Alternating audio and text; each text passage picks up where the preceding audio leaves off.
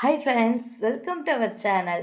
இன்றைக்கி நாம் வீடியோவில் என்ன பார்க்க போகிறோன்னா மைதா மாவில் போண்டா தாங்க. எப்படி செய்யுதுன்னு பார்க்கலாம். அதுக்கு முன்னாடி நம்ம சேனலை சப்ஸ்கிரைப் பண்ணலாம், சப்ஸ்கிரைப் பண்ணிக்கோங்க. வாங்க வீடியோக்குள்ளே போகலாம். இன்றைக்கி பார்த்திங்கன்னா நம்ம வீட்டில் செம்ம மழை, வீட்டுக்குள்ளே செம்மையாக மழை பெய்யுது. இந்த மழைக்கு நம்ம சூடாக போண்டா சாப்பிட்லான்னு தோணுச்சு. பார்த்தா மைதா மாவும் இருந்துச்சு, அதாவது போண்டா மாவும் இருந்துச்சு, கடல மாவு. ரெண்டுத்தையும் மிக்ஸ் பண்ணி தான் நம்ம போண்டா செய்ய போகிறோம். அதுக்கு பச்சை மிளகா தேவையான அளவு, மீடியம் சைஸில் 3 வெங்காயம், கொத்தமல்லி, கறிவேப்பிலை. உங்கள்கிட்ட முருங்கைக்கீரை இருந்தால் நீங்கள் சேர்த்துக்கோங்க, நான் சேர்க்கல. அப்புறம் நம்ம மைதா மாவு ஜலிச்சு எடுத்துக்கிறோம். ஜலிச்சு எடுத்ததை அதில் சேர்த்துக்கிறோம். சேர்த்து நல்லா மிக்ஸ் பண்ணி விடுறோம். உப்புக்கு சேர்த்துக்கோங்க. தூள் உப்பு இருந்தால் பெஸ்ட்டு, கல் உப்பு இருந்தால் நீங்கள் தண்ணியில் கரைச்சிக்கோங்க. சேர்த்துட்டு நல்லா மிக்ஸ் பண்ணி விட்டேன். தண்ணி கொஞ்சம் கொஞ்சமாக சேர்த்துக்கோங்க. நான் பிசைகிற மாதிரி பிசைஞ்சிக்கோங்க. பாருங்கள், இதுமாதிரி அது உப்பு இருக்க இடம் கொஞ்சம் நல்லா கரைச்சி விட்டால் கரைஞ்சிரும். நல்லா கலக்கிட்டு கொஞ்சம் நீங்கள் கடலை மாவு சேர்த்துக்கோங்க. அது உங்களோட விருப்பம் தான். வேணும்னா அப்படியே ஸ்கிப் பண்ணிடலாம். சேர்த்து நல்லா பிசைஞ்சிக்கலாம். ரொம்ப தண்ணியாகவும் இருக்கக்கூடாது, ரொம்ப கெட்டியாகவும் இருக்கக்கூடாது. கொஞ்சமாக ஆப்ப சேர்த்துக்கலாம். திரும்ப நல்லா கலக்கிக்கலாம். அது ஒரு 10 மினிட்ஸ் அது ரெஸ்ட்டு கொடுத்துடணும். 10 மினிட்ஸ்க்கு அப்புறமா ஒரு கடாயில் எண்ணெய் சேர்த்துடலாம். எண்ணெய் தேவையான அளவு சேர்த்துக்கோங்க. நான் 1/2 லிட்டர் சேர்க்குறேன். சேர்த்துட்டு எண்ணெய் நல்லா காயணும். எண்ணெய் காய்ச்சா ஃபஸ்ட்டு விட்டு பார்க்கலாம். விட்டு பார்த்தா பார்த்திங்கன்னா எண்ணெய் காயவே இல்லை, லேசாக தான் காய்ஞ்சிருக்கு. அப்புறம் நல்லா மேலே வந்துருச்சு. இப்போ எண்ணெய் காய்ஞ்சிருக்குன்னு சொல்லி நான் ஃபஸ்ட்டு விட்டேன். ஆனால் பார்த்திங்கன்னா அது சரியாக காயலை. அதனால் சப்பையாகவே இருந்துச்சு. இருந்தாலும் சரி ஒன்று விட்டுட்டுமே சொல்லிட்டு மொத்தமாக விட்டுட்டேன், கொஞ்சமாக காஞ்சிருக்குன்னு சொல்லிட்டு. ஆனால் பார்த்திங்கன்னா எண்ணெய் சரியாக காயாதனால அவங்கெல்லாம் உபரி ஆகாமல் புஷ்ஷுன்னு வராமல் அமுங்கிட்டாங்க. பாருங்க, நான் கொஞ்சம் கொஞ்சம் விடுறேன். நீங்கள் இது மாதிரிலாம் விடாதீங்க. எண்ணெய் நல்லா காஞ்சதுக்கப்புறம் விட்டிங்கன்னா ஸ்வைன் ஸ்வைன் சவுண்டு கேட்கும். நான் கொஞ்சமாக விட்டுக்கிறேன்.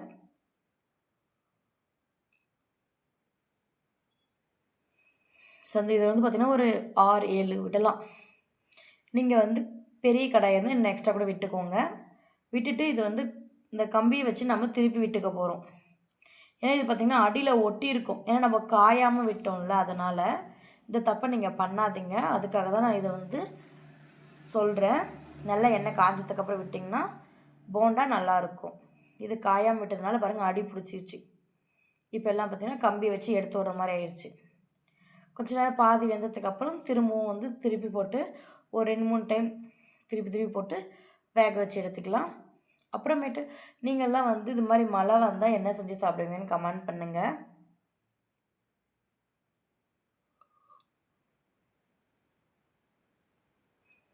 யாருக்கெல்லாம் மழை வந்தால் சூடாக போண்டா பஜ்ஜி இது மாதிரி செஞ்சு சாப்பிடணும்னு தோணுன்னு கமெண்ட் பண்ணுங்கள்.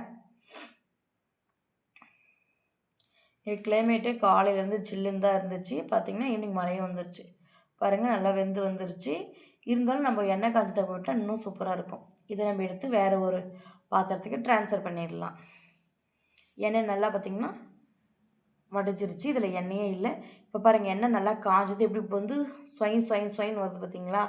இது மாதிரி நல்லா ஒட்டதுமே இது மாதிரி மேலே பபிள்ஸ் வரணும். நீங்கள் சுற்றி விடும்போது பார்த்திங்கன்னா பபிள்ஸ்லாம் மறைச்சிக்கும். கொஞ்சம் பபிள்ஸ் அடங்கினதுக்கு கொஞ்சம் கொஞ்சம் விட்டுக்கலாம்.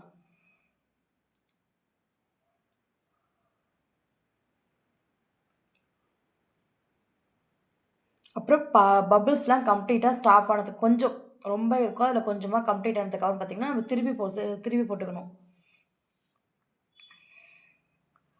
ரொம்ப வேகாமல் எடுத்துடக்கூடாது, ரொம்ப தீயும் விட்டுறக்கூடாது, பார்த்து கேர்ஃபுல்லாக எடுக்கணும்.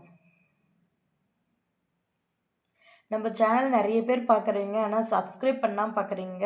ப்ளீஸ் சப்ஸ்கிரைப் பண்ணிவிட்டு பாருங்கள். அதே மாதிரி வீடியோவுக்கும் நீங்கள் சப்ஸ்கிரைப் பண்ணாதவங்க கூட பரவாயில்ல, வீடியோக்கு ஒரு லைக்காச்சும் போடுங்க உங்களுக்கு பிடிச்சிருந்தா. அப்புறம் சூடாக போண்டா ரெடி ஆகிடுச்சிங்க. இப்போ திருப்பி போட்டாச்சு பாருங்கள்.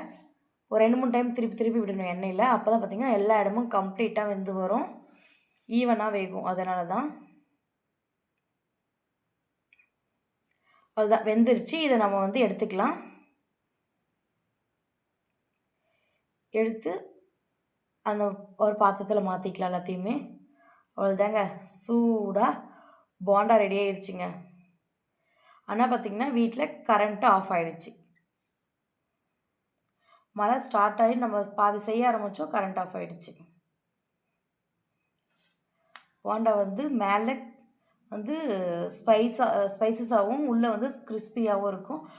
அப்படியே நம்ம ஓப்பன் பண்ணி பார்த்திங்கன்னா இன்னும் மழை வச்சு விளாசி வாங்குது பாருங்கள். வாழை மரம் எப்படி காற்றுல ஆடுதுன்னு சொல்லி. இது பார்த்திங்கன்னா மழையோட இது தான்.